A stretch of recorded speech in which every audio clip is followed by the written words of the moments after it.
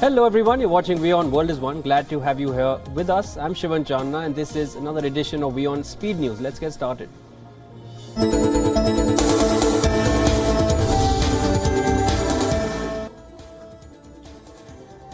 The French pension reforms continue to threaten peace in France. Fresh strikes and protests have now blocked fuel deliveries from French refineries. The unions have vowed to bring the country to a standstill as they continue confronting President Emmanuel Macron over the proposed pension reforms. The reforms extend the pensionable age to 64 from the current number of 62.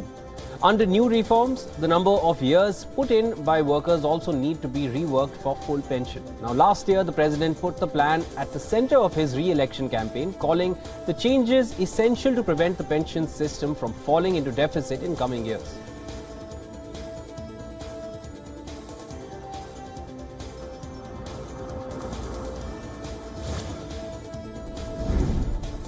The UK government is set to unveil much anticipated legislation which aims at stopping illegal migrants crossing the channel on small boats.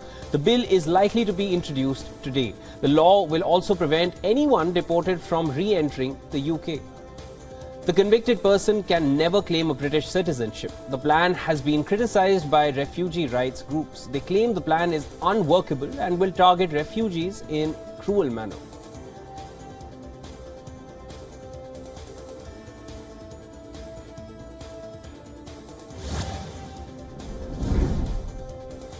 As the Ukrainian forces continue to hold on to the besieged city of Bakhmut, Kiev has now vowed that it will not let go of the crucial city. The Battle of Bakhmut has been the bloodiest of all in the ongoing Ukraine war, which marked its first anniversary last month.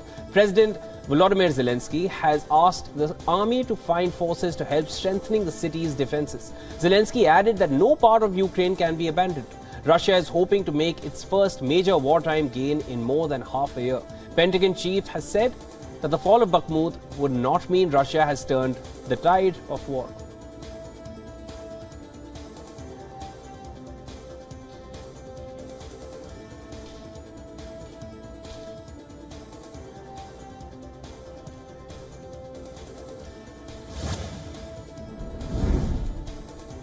The layoff spree at US tech firms is not ending in the latest. Facebook and Instagram, Meta's social media platforms, are planning a fresh round of layoffs and will be cutting thousands of employees. The layoffs could happen this week. Before this, in its first ever major layoff, Meta had retrenched 13% of its workforce in November, firing around 11,000 employees back then. The recession fears have contributed to the slowdown in advertising revenue.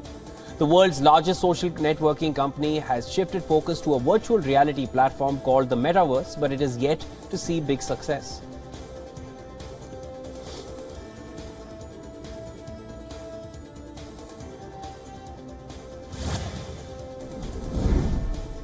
The United States has raised concerns over Saudi Arabia's ill treatment of an American Saudi national and alleged poisoning of schoolgirls in Iran. Press Secretary of White House said that US has raised the issue with Saudi Arabia about Saad Ibrahim Al-Mahdi, who was awarded 16-year prison term in October last year for his tweets criticizing Saudi government.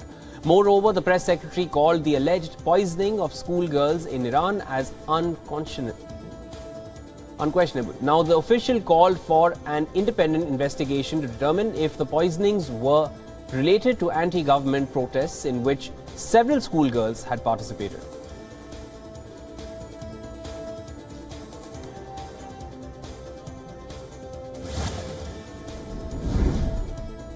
Last month, Indian origin Ajay Banga was nominated by Washington to head the World Bank after the incumbent David Malpass announced plans to step down early. Now, Russia is seeking an alternative to the United States-backed candidate. As per Russian state media, Moscow's officials at the World Bank are in talks with colleagues from friendly countries in this regard. Roman Marshavin, executive director at the board of the World Bank Group representing Russia, says there are already over 15 names on the list. According to the Russian official, the candidate pool continues to grow.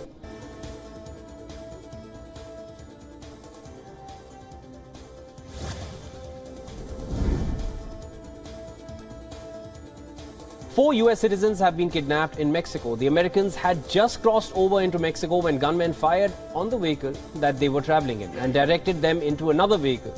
Since then, there is no information about their whereabouts. Now, the Mexican and US authorities are trying to locate them. The 4 US citizens were traveling in a white minivan with North Carolina license plate. According to officials, they are believed to have crossed into Mexico from Texas to buy medicine, but were caught in the shootout, which killed at least 1 Mexican citizen.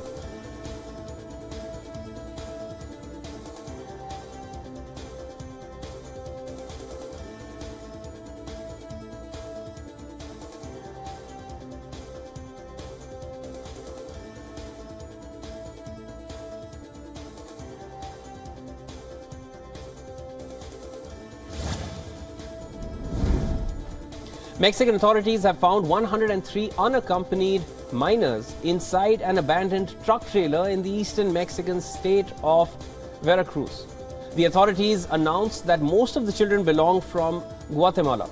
In addition to children, 212 adults from countries like Guatemala, Honduras, El Salvador and Ecuador were found in the trailer as well. Authorities discovered the trailer on a highway without a driver. It was outfitted with fans, a partially ventilated roof and a structure that created a second level inside the trailer. The children will be put into custody of Veracruz Family Services System, while the other migrants will be processed to determine their legal status in Mexico.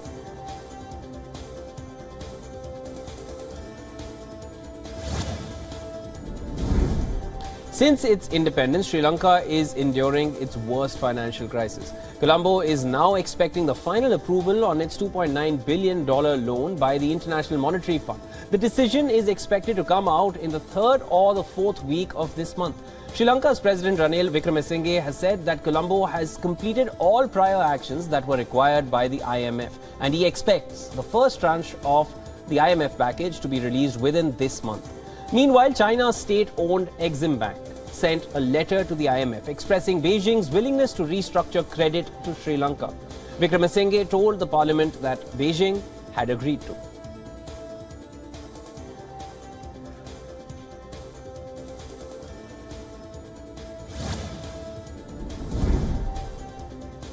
Australian Prime Minister Anthony Albanese will be on a 4-day visit to India from the 8th of March.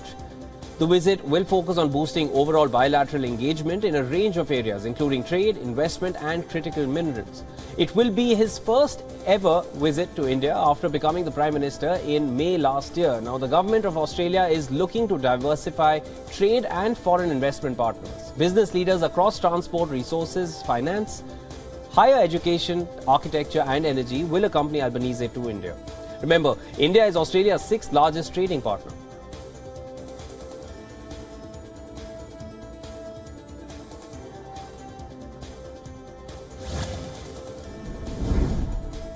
H3 rocket, Japan's competitor to SpaceX Falcon 9, failed to launch.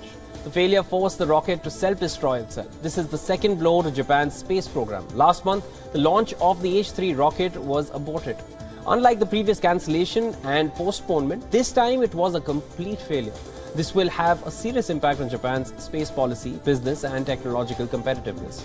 The Japan Aerospace Exploration Agency had made the H3 rocket using a simpler, lower-cost engine. The H3 is designed to lift government and commercial satellites into Earth's orbit for ferrying supplies to the International Space Station.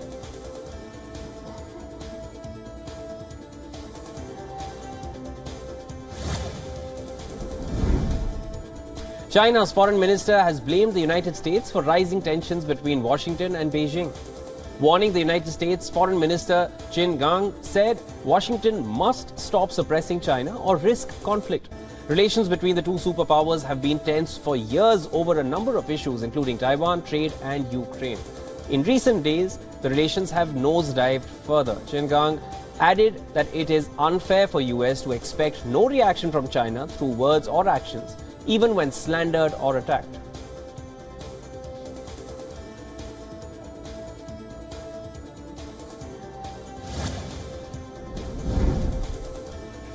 North Korea has warned US that any move to shoot down its test missiles would be considered a declaration of war. It also blamed the US-South Korea joint military exercise for the growing tensions. Kim Yo-jong, the powerful sister of leader Kim Jong-un, issued the warning saying that Pyongyang would see it as a declaration of war if the US took military action against its strategic weapon tests. She also hinted that the more missiles could be fired into the Pacific Ocean by North Korea.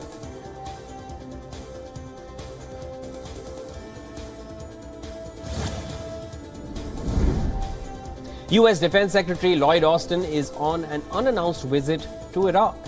Officials say the visit is aimed at showing Washington's commitment to military presence in Iraq, ahead of the 20-year anniversary of the US-led invasion that toppled Saddam Hussein. The 2003 invasion killed tens of thousands of Iraqi civilians and led to instability, which eventually paved the way for the rise of Islamic State militants after the US withdrew its forces in 2011.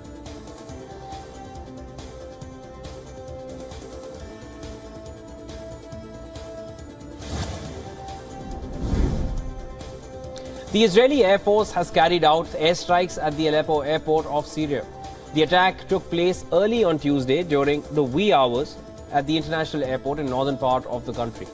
According to reports, following the strikes, the airport has been shut down. The attacks damaged the runway of the airport, making it non-operational at the moment.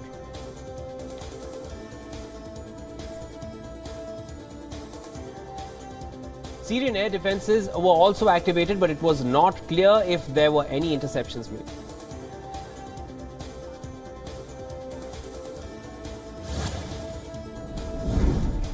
After Turkey's Erdogan indicted, national elections will be held on May 14th. The opposition leader Kemal Kılıçdaroğlu has emerged as the main challenger after a six-party alliance picked him as its presidential candidate. The bloc has vowed to reverse many of Erdogan's policies on economy, civil rights and foreign affairs. Many see the May 14th poll as the most consequential election in the republic's 100-year history. 74-year-old Kılıçdaroğlu aims to emerge from Erdogan's shadow and oust the president.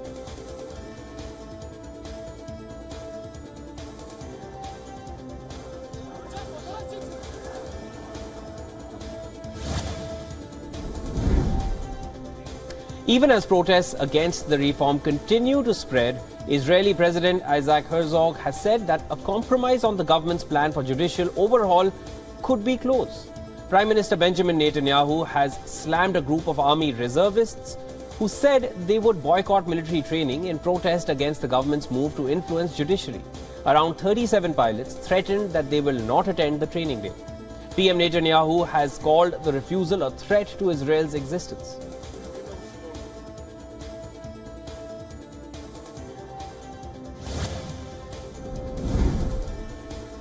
Lahore High Court has dismissed Imran Khan's petition challenging the ban on airing of his speeches.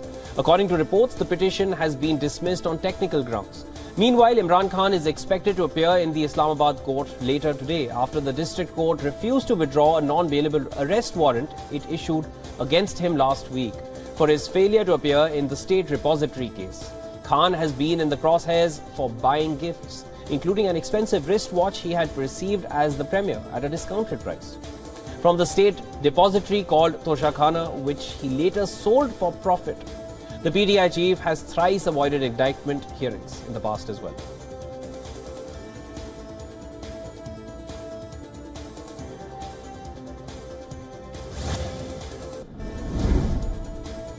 Environmental and climate activists are rallying against the proposed Willow oil and gas drilling project in Alaska.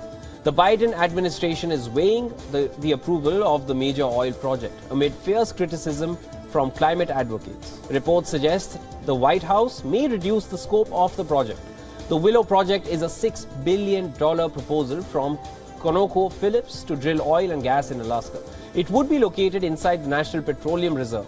Alaska, a 23 million acre area on the state's North Slope, the largest tract of undisturbed public land in US.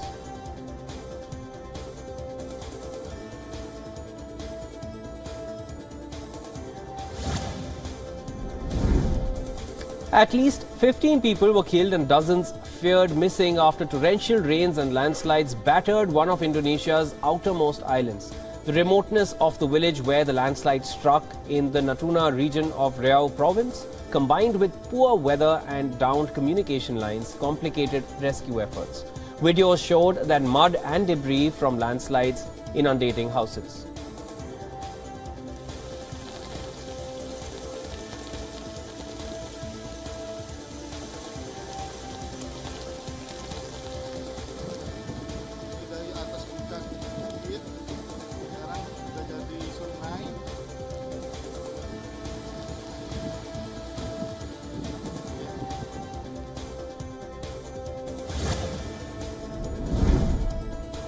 Bollywood star Deepika Padukone lit up the Louis Vuitton Paris Fashion Week show in a gothic glam avatar. Padukone checked into the Fashion Week in the most stylish way possible. The Pathan actress is an ambassador for Louis Vuitton, and she showed up in the sharpest look ever since she almost exclusively started wearing Louis Vuitton to international events.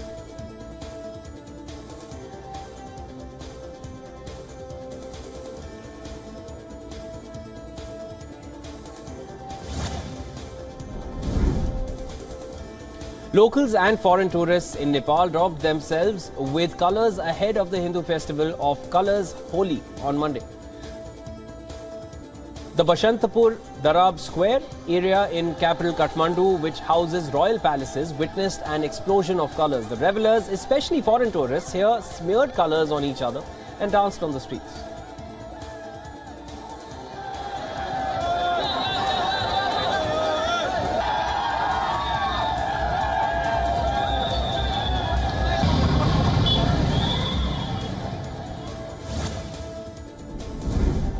Bringing you some sports updates, Paris Saint-Germain forward Neymar is set to miss the rest of the season. The Brazilian is set to undergo a surgery to fix an ankle injury. The 31-year-old suffered the injury during a League One clash against Lille on February 19th and had to be stretchered off the field. Neymar was one of PSG's leading forces up front, with the Brazilian scoring 18 goals and setting up 17 in this season for the Parisian across all competitions.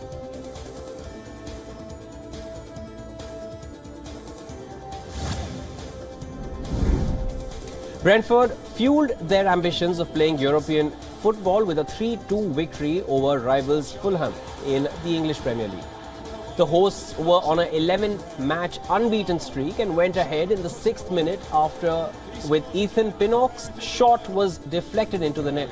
Fulham hit back shortly before half-time when Israeli forward Manor Solomon scored in his 4th successive league match.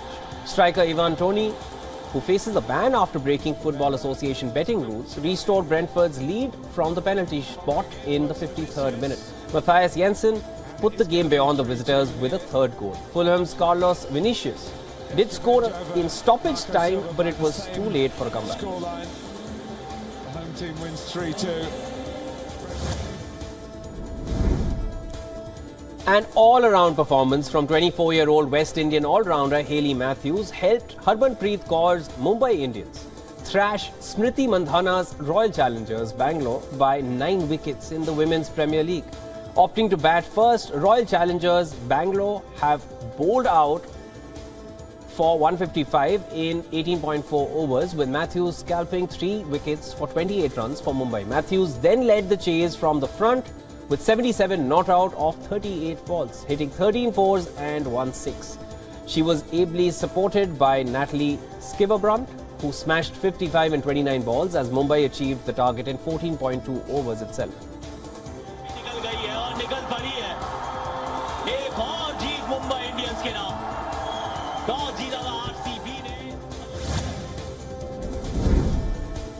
Steve Smith will continue to lead Australia in the 4th of the ongoing Border Gavaskar Trophy against India, as regular captain Pat Cummins has decided not to return to India for the final test in Ahmedabad starting March 9th. Cummins air dashed to Sydney immediately after the New Delhi test to be with his seriously ill mother, who has been placed in palliative care. Steve Smith was at the helm of the Australian team in Indore, where the Australians won by 9 wickets for their 2nd win on Indian soil in 19 years.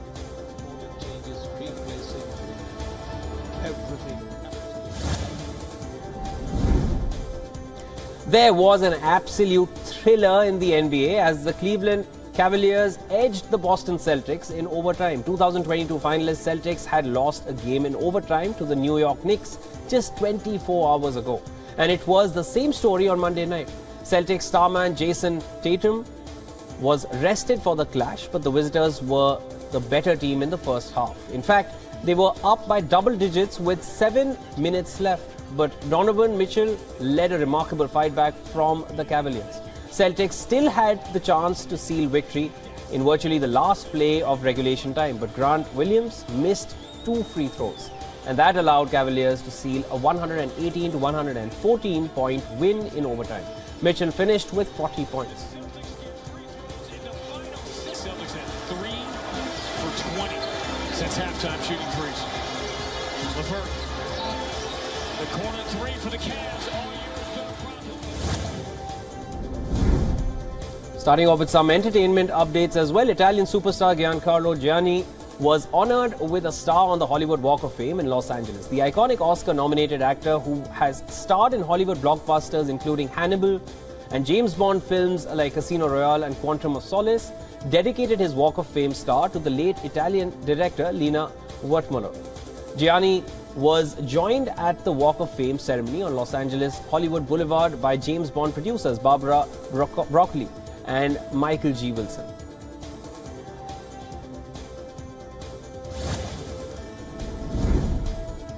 The slasher sequel Scream 6 cast hit the red carpet for the film's premiere in New York. Among the cast members were Jenna Ortega and Courtney Cox, who reprises her role as news reporter Gail Weathers, established in the original 1996 film. The film features sisters Tara and Sam leaving the fictional town of Woodsboro, where the Scream franchise has been set in. The movie will be released in theaters on March 10th.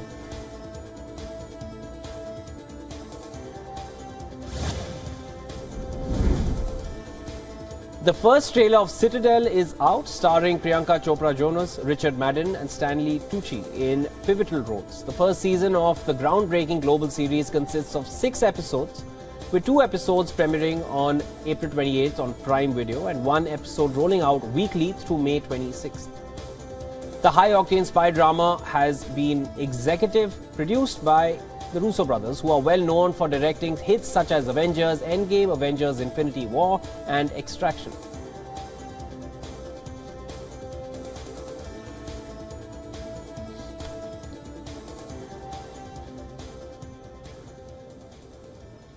And those were all the updates we had for you at this hour. But stay tuned, keep watching WION World is One. I'm Shivan Janna.